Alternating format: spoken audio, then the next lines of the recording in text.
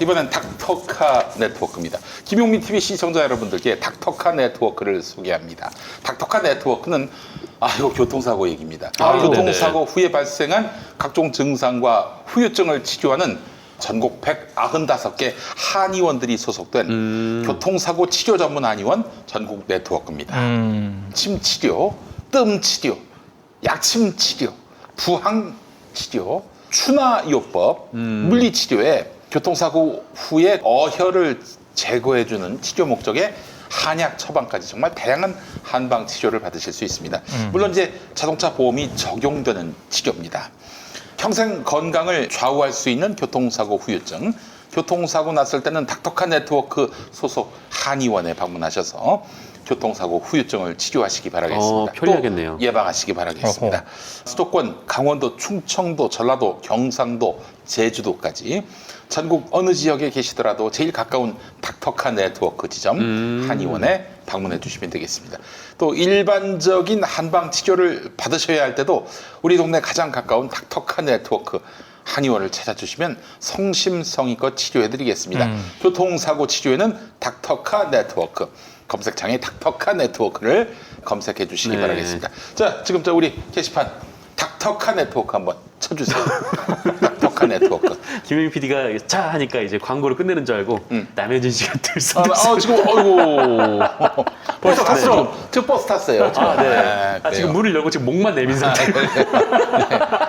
내일 봐요. 내일. 네, 그래요. 제일 상단에 뜨네요. 닥터카 네트워크. 네, 여러분 많이 사랑해 주세요. 닥터카 네트워크의 시대가 도래하고 이 있습니다. 나이롱 환자도 문제지만 그렇다고 이 교통사고를 진짜 그냥 넘기면 안 되는. 그렇지. 네. 확실히 후유증이 있어요. 당신은 몸이 놀라가지고 괜찮은 것 같아. 근데 이틀 3일 지나고 뒤에 3일 오는 경우도 지나면은 있어요. 엄청난 후유증이 올 수 있으니까 네네. 사고 난 즉시 닥터카 네트워크를 찾아가시면 좋겠습니다. 자, 우리 정상근 기자님 어떤 얘기 해볼까요? 네, 저는 백신 얘기를 또 한번 해볼까 하는데 지금 보수 쪽의 분위기가 바뀌었어요. 그래서 지금까지 어떤 과정을 거쳤는지 하고 왜 갑자기 이렇게 스탠스가 바뀌었는가에 대해서 좀 생각을 해서 좀 가져와 봤는데 일단 지금 백신 접종이 이제 본격적으로 속도를 내고 있죠. 오늘 0시 기준으로 백신 접종자 현황을 보면은 1차 접종을 끝낸 분들이 500만 명을 넘긴 상황이고 또 2차 접종까지 완전히 끝낸 분들이 지금 200만 명을 넘긴 상황입니다.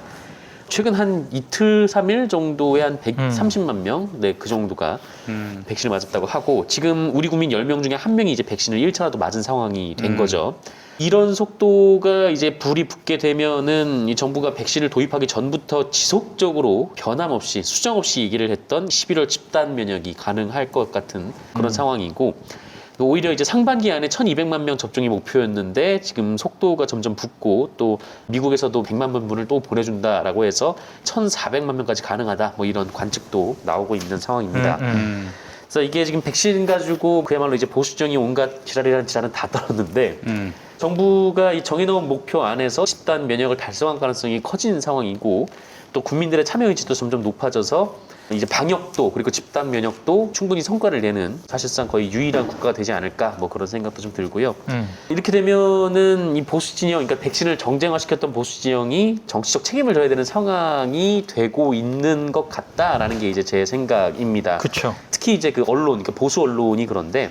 그러니까 지금까지 이제 보수 언론이 백신에 대한 검증 이상으로 이 검증을 넘어서 이제 백신 접종을 아예 방해했다 이렇게 봐도 무방한데 특히 이제 조선일보 같은 경우에는 그야말로 온갖 선동성 단어를 남발하면서 이 집단 면역을 방해를 했던 상황입니다. 그래서 제가 왜 방해라는 표현을 쓰고 있는지 조선일보 보도 행태를 말씀드리면 이해가 가실 텐데 이 조선일보가 크게 두 가지로 백신이 안전하지 않다. 그리고 백신이 빨리 안 들어온다. 이 지적을 지금 반복적으로 번갈아서 쏟아냈었는데 마치 김용민이가 1971년생 정치인 얘기하듯이 그 얘기를 아주 또 반복했어요.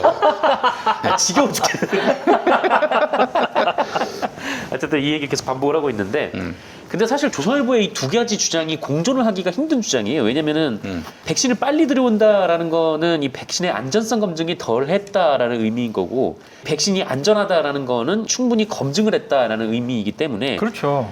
백신이 빨리 들어오지도 못하면서 안전하지도 못하다 뭐 이렇게 주장을 하고 있긴 합니다만 이거 자체가 다른 나라랑 비교하면서 얘기를 하는 게 말도 안 되는 게 유럽에서나 미국에서는 연일 이 백신 접종을 멈췄다가 재개했다 멈췄다 재개했다 계속 이 행위가 반복이 됐었어요. 왜냐면은 뭔가 이제 이 백신을 처음 쓰다 보니까 뭔가 좀 혈전이 생기고 문제가 생겼다 그러면 그 국가에서 이제 스톱 하고 다시 또 재검증을 하고 다시 한번 접종을 시작하고 그쵸. 근데 우리나라는 어쨌든 비교적 조금 늦게 시작하다 보니까 이 과정을 보면서 계속 접종을 할 수가 있었거든요. 그런데 이제 한국 보수는 좀 이런 상황을 의도적으로 무시를 하고 있는데 대표적인 것이 조선일보가 이제 3월 22일 날 냈던 아스트라 백신 하나의 목매는 K방역의 처량한 신세라는 제목의 사설이었어요.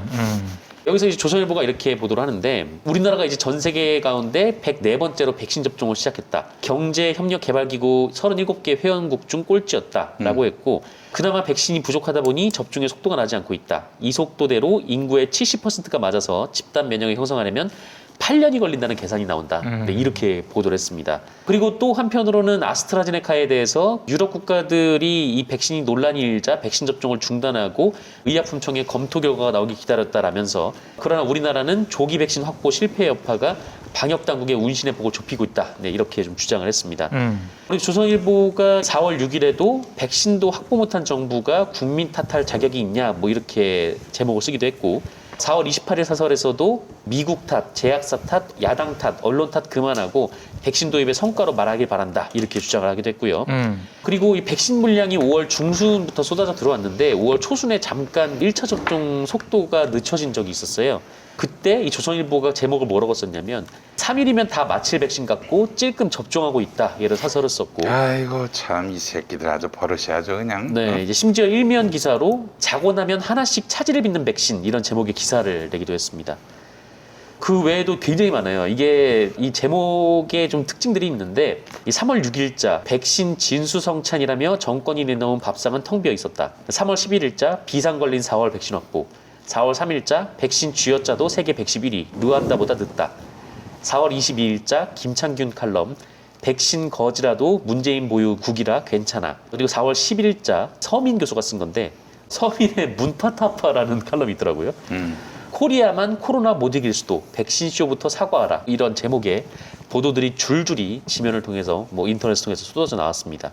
근데 이 결과가 이 지금 뭐 조선일보만 말씀드렸지만 조선일보뿐 아니라 국민의힘이라든지 뭐 다른 이제 보수 언론이라든지 다 똑같은 보도를 쏟아냈고 똑같은 주장을 했었는데 그 결과가 어떻게 됐냐면 아시다시피 원래 이제 백신이 나오면 보건복지부 설문조사 결과 70% 이상이 접종을 하겠다라는 입장을 밝혔었거든요. 그렇죠. 근데 이게 지난달인가 지난달에 이제 50% 선까지 줄었었어요.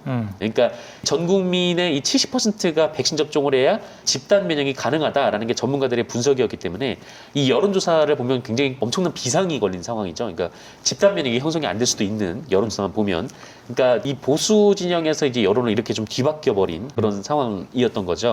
제가 이 얘기를 쭉 드렸던 이유는 저는 이 한국의 보수 세력이 이거를 대선 전략 중에 하나로 지금까지 가져갔다라고 맞아요. 생각을 하는 편이에요. 그러니까 네. 내년 3월이 이제 대통령 선거이기 때문에 11월 집단 면역을 조금만 더 늦추면, 그러니까 작년에 한국의 이제 방역이 굉장히 좀 세계적으로 호평을 받으면서 총선을 여당이 싹쓸이를 하지 않았었습니까? 네.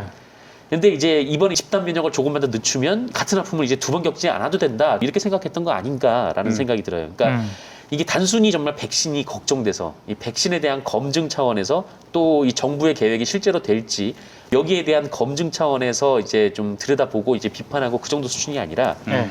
아까도 말씀드렸지만 백신 거지라거나 백신 쇼라거나 백신 쥐어짜도 르완다보다 늦다라거나 그러니까 이런 기사 제목들은 이 자체적으로도 비과학적일 뿐만 아니라 이 정치적인 수사라고 봐야 되는 상황이거든요. 그러니까 서민 아저씨가 이제 자기 칼럼에서 이렇게 얘기를 했었는데 느릿느릿 접종의 원인이 다른 데 있다라면서 접종 속도가 나지 않는 것은 백신이 크게 부족한 상황에서 정부가 그런 티를 안 내려고 접종 일정을 접종 능력보다 훨씬 못 미치게 잡고 있기 때문이다.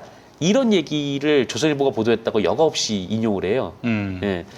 그러니까 정부가 백신 확보를 못하고 있다는 비판을 받을까봐 백신 접종 속도를 일부러 줄였다라는 얘기인 건데 이거 그야말로 이제 정치적인 수사인 거죠. 그런데 지금 상황이 많이 바뀌었습니다. 그러니까 지금 이제 보수 진영을 중심으로 반문재인 진영의 이데올로기로 가져가려고 했던 방역 실패 그리고 집단 면역 실패인데 그런데 지금 정부 계획대로 백신이 계속 실제로 들어오고 있고 또 백신 접종 속도가 이제 점점 빨라지고 있는 거죠. 그러니까 이제 모더나라든지 얀슨이 들어오면 하루에 100만 명 접종도 가능하다라고 하니까 이게 굉장히 속도가 빠르게 붙을 텐데 사실 지금 이미 뭐 접종률 세계 1위라는 이스라엘이나 50% 이상의 백신을 맞았다는 미국보다 이 코로나 상황 자체가 안정적으로 관리되고 있는데 백신까지 속도를 내고 있는 그런 상황인 거죠. 게다가 이제 카카오톡이나 네이버로 이제 자녀 백신 예약이 가능하다라고 하니까 그야말로 이제 사람들이 이걸 백신을 찾느냐고 지금 난리가 난 그런 거죠. 그러니까 서로 맞으려는 사람들이 나오는 거고 이 모습을 본 사람들이 백신을 다 맞으려고 하네? 그럼 나도 맞을까라고 이제 생각을 하는 순간 이 보수의 그런 정치적인 전략이 이제 실패로 끝나가는 그런 상황인 거죠. 그러니까 지금 이제 보수가 이 백신 문제에 대해서 출구 전략을 세워야 될 때가 온 건데 그래서 며칠 전인가요? 조선일보 우리도 백신 맞읍시다. 5월 27일자 우리도 백신 맞읍시다. 맞습니다. 그리고 조선일보 사보 보셨나요? 5월 28일에 나온 아니 사보는 못 봤어요. 사보 제목이 뭔지 아세요? 조선 미디어 사원들도 백신 맞읍시다.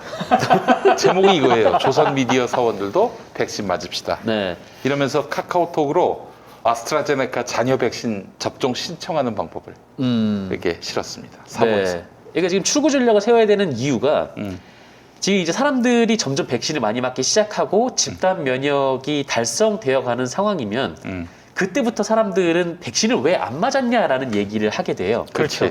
그런데 이제부터는 그게 티가 난단 말이죠. 뭐냐면은 보수 진영에서 계속 백신을 맞지 말라, 백신 위험하다라고 했기 때문에 백신을 누가 안 맞는지 나중에 돌이켜 보면은 보수를 지지하는 사람들이 안 맞을 가능성이 높다라는 거예요. 그러면은 원래는 집단 면역을 실패를 해서 이거를 대선 전략을 가져가려고 했던 보수 진영이 결국은 집단 면역에 방해가 되는 세력으로 돌아갈 수밖에 없다는 그렇지. 거예요, 상황이. 네. 그러니까 지금 어떤 상황이 도래하고 있냐면 지금 일반 국민들을 대상으로 백신 예약 접종이 시작되지 않았습니까? 네. 60세 이상. 근데 전라도 지역의 어르신들이 70% 이상이 예약을 했어요. 그래요. 근데 대구에서 50%된 거예요, 지금까지. 네, 맞아요. 그러니까 이게 지금 백신을 맞지 않으려는 사람들이 보수의 영향을 받았다라고 밖에 볼 수 없는 상황이 그렇지. 만들어지는 거예요. 예. 그러다 보니까 이게 지금 보수 쪽에서는 그 책임을 덤터기 써야 되는 그런 상황이 된 거죠. 그래서 지금 이제 보수 정치인들도 갑자기 이제 백신 맞자라고 지금 주장을 하고 있어요. 이런 거에 제일 빠른 사람이 이제 홍준표인데 홍준표가 이제 대번에 아니 독감 주사도 부작용이 있지 않냐 이렇게 얘기를 하면서 이제 백신을 맞자라고 나선 거죠. 그리고 이제 대구시장 권영진은 담화문까지 발표를 했습니다. 백신을 맞자고 시민단체와 같이 담화문까지 발표를 했는데 그런 상황에서 이제 조선일보도 이제 좀 상황이 좀 심상치 않게 돌아간다라는 걸 알게 되니까 5월 27일자 아까 말씀하셨던 일면에 이제 우리도 백신을 맞읍시다라는 기사를 낸 거죠. 그리고 이게 시리즈 기사인데 5월까지 계속 관련 기사를 내고 있어요. 그러니까 우리도 이제 집단 면역을 형성하는데 역할을 했다라는 그런 알리바이를 만드는 작업이 아닌가. 그리고 55만 명분 군에 미국이 제공하겠다라고 얘기를 했는데 그게 100만 회분이 이제 미국이 제공하기로 했잖아요. 네. 그 기사도 잘 안 써요, 조선일보는. 그렇죠. 지금까지 뭐 한 얘기가 있으니까 뭐 우리나라가 뭐 백신 확보가 늦었다 뭐 그 얘기를 계속 하고 있긴 하는데 근데 계속해서 뭐 그렇게 보도를 하고 있습니다. 지금 정부가 하루에 100만 명 접종도 가능하다고 했다. 뭐 이런 얘기도 그냥 신문 지면에 실었고. 아니 그 지난번에 인플루엔자 때는 200만 명을 하루에 다 접종한 적도 있어요. 네네. 네. 우리나라 방역 접종 능력이 또 거기까지 근데 갔는데. 혹시 이건 아닌가? 삼성바이오로직스가 모더나 백신을 생산하면서 삼성의 이익이 또 연결되니까 그래서 백신 우리 빨리 접종하자 이러고 있는 거 아닐까? 뭐 그거는 좀 봐야겠지만 네, 어찌됐든 백신과 관련해서 음. 여론이나 분위기가 음. 한미 정상회담 이 기점을 계기로 확 바뀐 건 맞아요. 그거 귀신같이 제가 봤을 때 거의 동물적인 감각으로 지금 조선일보가 태세 전환을 한 거죠. 참고로 작년 12월 30일에 도쿄특파원이 특파원 리포트를 하나 쓴 적이 있거든요. 뭐라고 얘기를 했냐면 제목이 백신 확보한 일본의 연말 풍경입니다. 사람들이 이제 일본 정부가 백신을 많이 확보했어. 작년 12월 30일이에요. 아, 그래서 막 주요 뭐 시장이라든가 뭐 주요 역 인근에 사람들이 막 모여들고 있다. 그러면서 그걸 도쿄특파원이 이렇게 썼습니다. 백신의 출현이 이런 분위기를 가속화하고 있다. 터널 끝이 보인다는 기대감이 퍼지고 있는 것이다. 이곳에서 나도 백신을 맞을 수 있을까를 걱정하는 사람은 없다. 그보단 반드시 맞아야 하는가 같은 주제가 이야기거리다. 백신이 넉넉하기에 할 수 있는 배부른 걱정이다. 일본은 1인당 2, 3회분 백신을 확보했다. 아이고 정말. 작년 12월 30일자 칼럼인데요. 지금 도쿄올림픽을 한 해 만에 지금 그렇죠. 이 조선일보도 딱 한 달 전, 그러니까 4월 20일에 1,300만 명분 vs 1억 2,200만 명분 해가지고 이 화이자 확보 앞서 나간 일본 이런 제목의 기사를 냈거든요. 네. 그런데 지난 금요일 4면에 제목을 뭐라고 썼냐면 올림픽 앞둔 일본 왜 고전하나 제목의 기사를 썼어요. 지금 뭐 한 달 앞도 지금 내다보지 못하고 뭐 이렇게 마구잡이로 이제 기사를 썼던 건데 지금 뭐 조선일보의 보도 행태나 양태가 이제 갑자기 변한 걸로 봐서는 그야말로 지금 뭐 똥줄타고 있는 거 아닌가. 이 조선일보뿐만 아니라 지금 보수 진영 전체가 이제 집단 면역이 눈앞에 그러니까 현실화되고 있는 상황에서 굉장히 좀 한마디로 굉장히 똥줄이 타고 있는 그런 상황인 것 같아서 그래서 그러니까 우리가 말씀드렸습니다. 이런 신문들을 잘 안 읽잖아요. 하는 일 때문에 챙기긴 챙기죠. 저는. 그래요. 우리는 참 열심히 읽는 편인데 우리 네. 이제 모니터하는 입장에서 근데 시민들한테는 별 영향을 안 미치니까 네. 기자들이 180도 이렇게 입장 바꾸는 게 쉽나 봐. 여러분 아주 그 사보가 너무 재밌습니다. 사보가 신문이 우리도 백신 맞읍시다라고 5월 27일에 냈더니 5월 28일자 조선일보 사보는 조선 미디어 사원들도 백신 맞읍시다. 네.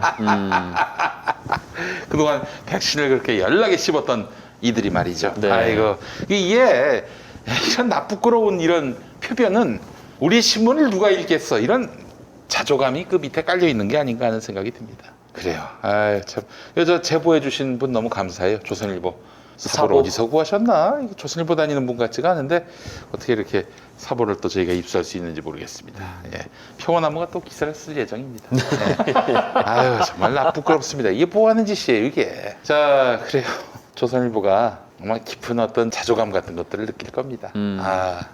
우리가 이렇게 표변을 해도 우리 같은 데서만 비판하지 뭐 여론에서 뭐 난리가 나고 그런 게 없으니까. 네. 근데 좀 거기서 일하는 입장에서는 좀 민망하지 않을까 싶어요. 뭐 갑자기 백신에 대한 온갖 얘기들을 다 해놓고 뭐 이제 와서 우리도 백신 맞읍시다 이렇게 제목을 딱 달아서 내보내면은 아니 뭐 또 어쩌자는 거야 우리 회사는 뭐 그런 생각도 들 것 같기도 한데 근데 민망해 할까라는 또 한편에서는 그런 생각도 들기도 해요. 칼럼 쓰고 뭐 이러는 거 보면은 야 이걸 이렇게 단정적으로 쓸 수가 있나라고 아까 그 도쿄 특파원 같은 경우만 하더라도 작년 12월 30일에 썼는데 정확하게 일주일 뒤에 도쿄에 확진자가 많이 나와가지고 다시 뭐 비상사태를 검토한다는 기사가 있었거든 바로 일주일 뒤에. 그러니까 이게 뭐 일주일 앞도 못 내다보는 그런 칼럼을 지금 특파원이 쓰고 있으니 참.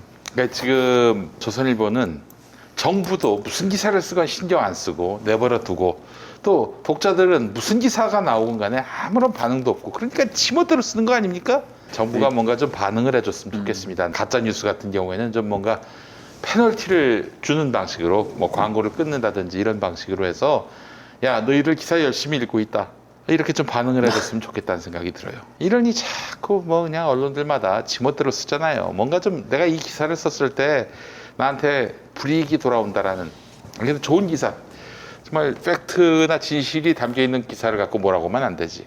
가짜뉴스, 명백한 마타도, 그리고 책임 못 지는 단정적 보도 이거에 대해서 내가 이렇게 썼다가는 뭔가 불이익을 당할 수 있다는 관념을 심어주지 않으면 조선일보 더 망가집니다. 저는 조선일보가 망하길 바라지 않아요.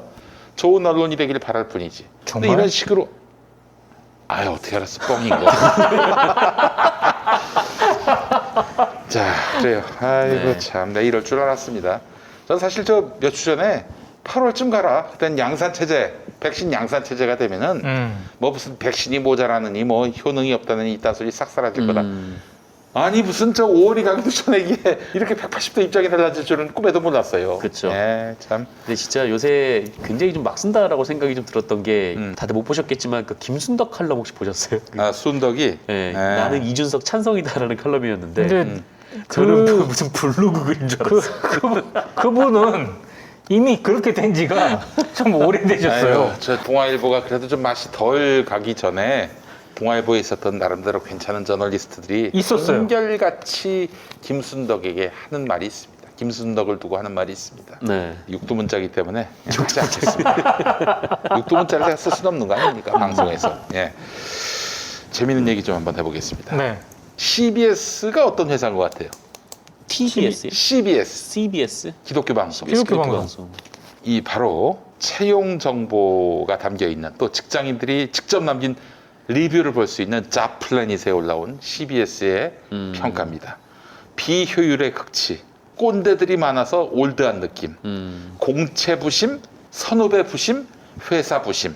CBS를 비판하려는 순간 적으로 몰리는 분위기. 최초의 민영 방송, 군사정권에서 굽히지 않은 언론이라는 자부심이 너무 강해서 지금도 거기 빠져 있는 사람들이 너무 많음. 한마디로 말해서 여기는 이제 공채 출신의 정규직 사원들은 아주 정말 자부심이 있어요. 그거 진짜 어느 회사나 다 똑같아요. 예. 네. 그런데 그렇지 않은 사람들은 완전히 그냥 뭐 하류 백성 취급받는 뭐 그런 문화가 있는 것 같죠. 또 전통에 얽매여 가지고 우리가 과거에는 이랬었어, 80년대 저항했었어, 이 어떤 자긍심, 자부심 이런 것들이 너무 강해서 그 과거의 영화로부터 헤어나오지 못하는 이런 문제가 있다. 거의 뭐 우리가 현장에서 CBS 느꼈을 때 느낌이 그렇지 않습니까? 아마 당사자들은 정규직, 공채 이걸 잘 못 느낄 거예요. 그러나 밖에서 봤을 때는 그 모습이 너무 적나라하게 지적된다. 이걸 좀 알아야 됩니다. 잡플래닛에 올라온 거예요. 정규직 아닌 프리랜서의 계약 연봉이 낮음. 대부분의 회사들도 그러하겠지만 프리랜서도 계약을 진행해서 일을 했는데 일했던 연차에 비해서 연봉이 많이 적은 것은 사실. 올드한 문화 속에 방치된 낡은 사옥, 낡은 스튜디오와 방송 장비, 시설이 많다. 부서마다 다르겠지만 꼰대 라떼가 많다. 전문성 떨어지면서 PD부터 장급 루짱러들이 많아. 루짱러가 뭐예요? 루짱러가 뭐예요? 루짱러. 루짱러. 이럴 때 검색을 해야죠. 월급 루팡 뭐 그런 의미인 것 같은데. 루짱러. 찾아봤는데 없네요. 월급 루팡을 얘기하는 것 같아요. 루팡러. 아, 그래요? 예. 외부 환경 변화에 빠르게 따라가지 못함. 잠시 일하다 간 것이지만 저임금으로 프리랜서나 알바, 인턴들을 갈아서 성과를 내려는 것처럼 보였다. 진짜 문제죠. 여기나 저기. 오너가 없는 회사이며 비영리재단이라는 특수성 때문에 새로운 시도나 사업 확장 등에서 다소 제약이 있음. 전통에 얽매여서, 과거의 영화에 얽매여서 창의적이고 미래지향적인 무언가, 혁명적인 어떤 업무 혁신 혹은 뭐 아이디어가 잘 수렴되지 않는 직장이다. 이 CBS에 대한 거기를 경험했던 사람들의 이야기입니다. 자, 근데 그래도 CBS는 그나마 나아요. 여기는 거의 천국에 가깝습니다. 그 나머지 개신교 간판을 단 네네. 라디오 그리고 케이블 방송들 지금부터 한번 들어보시죠. 제가 있었던 극동방송. 극동방송. 네, 그래요.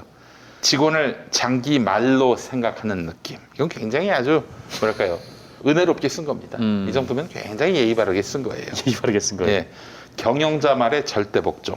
그리고 전국으로 발령을 보내서 언제 이사해야 할지 모름. 갑자기 서울 살던 사람 보고 부산 가라, 제주 가라, 목포 가라. 갑자기. 그렇지. 네. 근데 또 이제 사장이나 사장 가족하고 가까우면은 웬만하면 딴 데로 안 가요.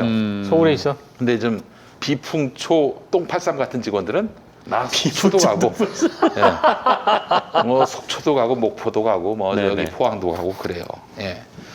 난 이 표현이 백일장이라면은 장원을 주고 싶은.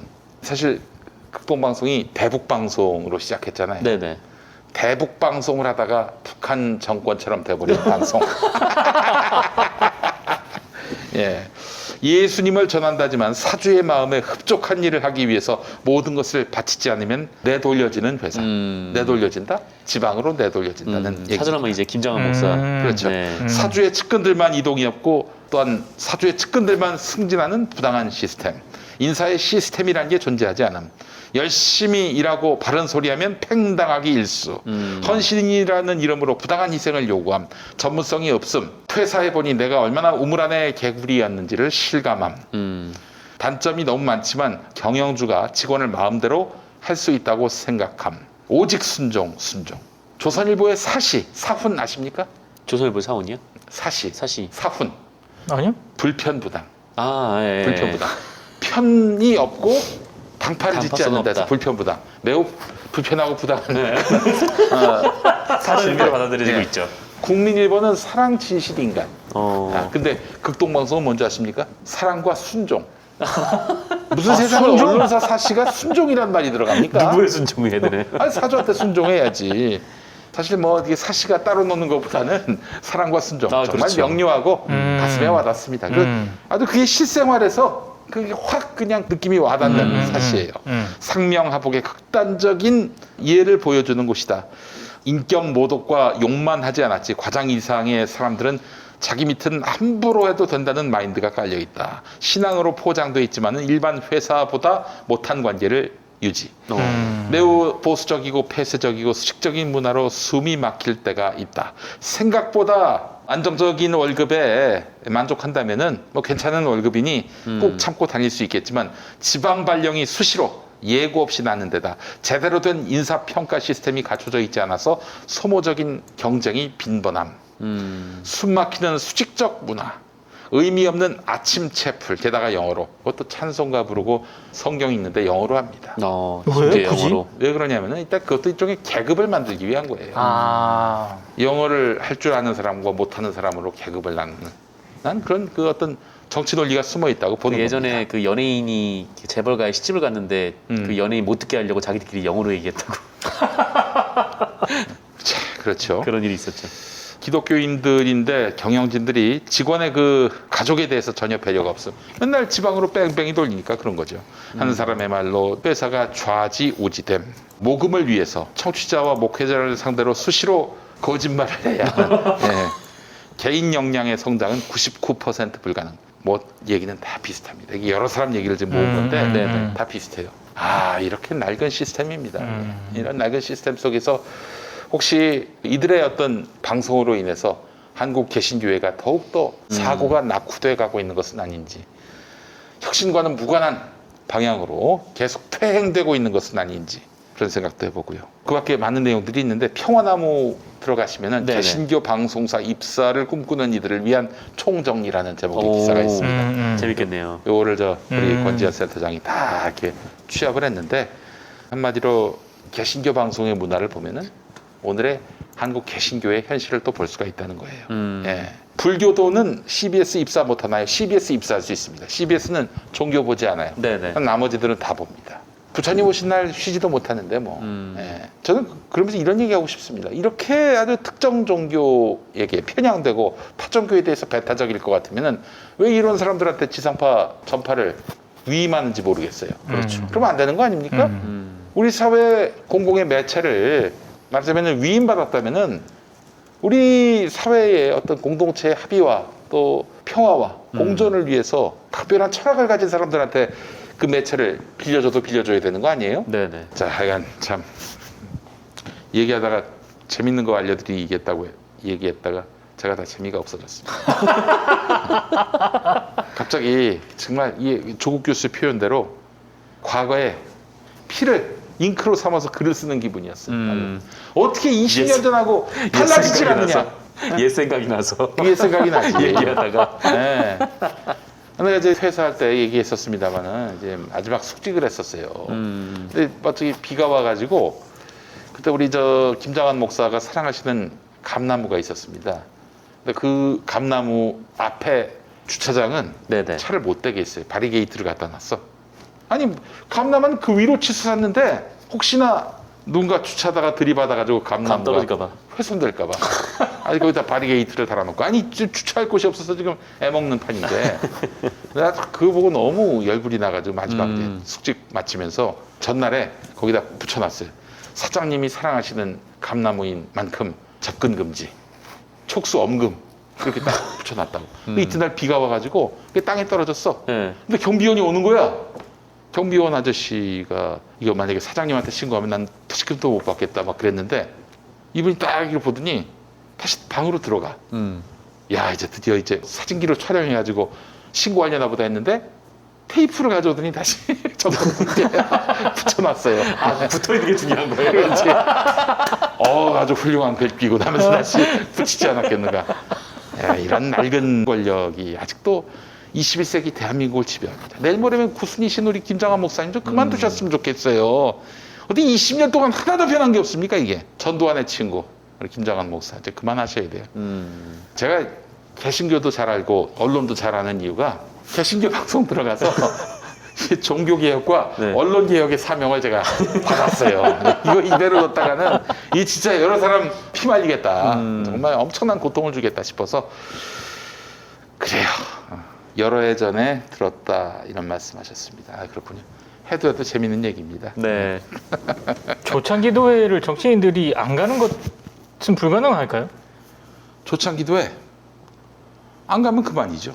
난 사실 예전에 근데 꼬박꼬박 가던데. 내가 국회의원 되면은 그 입구에서 조창기도회 그만합시다 1인 시위하려고 그랬었어. 어. 주님께서 떨어뜨리셨습니다.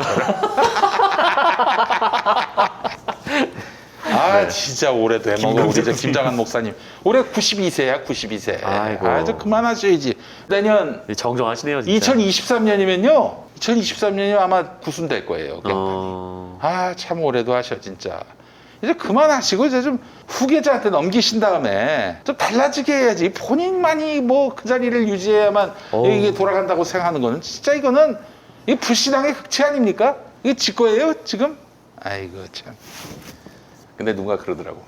김장한 목사한테 들이받은 사람은 김용민밖에 없다고 유사일에. 네. 그 양반 구순 동안에 김용민밖에 없다는 거야. 진짜 다른 사람 한 사람도 세계 없습니까? 역사에서. 진짜 다른 사람 한 사람도 없어요? 없었어. 야, 나밖에 없었대. 예. 불행한 일입니다. 그래서 아니, 그렇게 김은장 목사님이 싫어하시거든요. 너무너무 싫어했어. 너무너무 싫어해가지고. 근데 또 들리는 풍문에 의하면 내가 2012년 총선 때 떨어졌을 때 그렇게 좋아하셨다고. 너무너무 좋아하셨다고. 뛸 듯이 좋아하셨다는 그런 얘기를 들었습니다. 아유, 그때부터 신을 믿으셨다는 얘기도 그래요. 아유, 이제 마무리하도록 하겠습니다. 자, 오늘 방송 들어주신 여러분 감사하고요. 다음 주에 또 뵙겠습니다. 감사합니다. 고맙습니다. 고맙습니다. 그렇습니다.